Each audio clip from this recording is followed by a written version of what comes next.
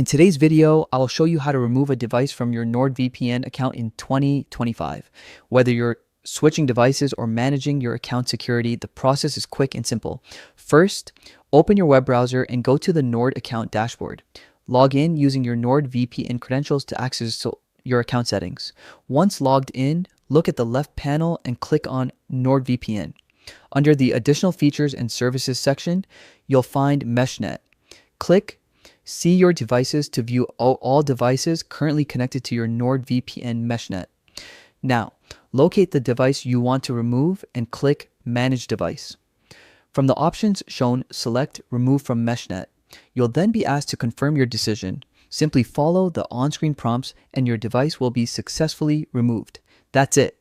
You've now removed a device from your Nordvpn account, keeping your network secure and organized. If this tutorial helped, don't forget to like, share, and subscribe for more quick tech guides.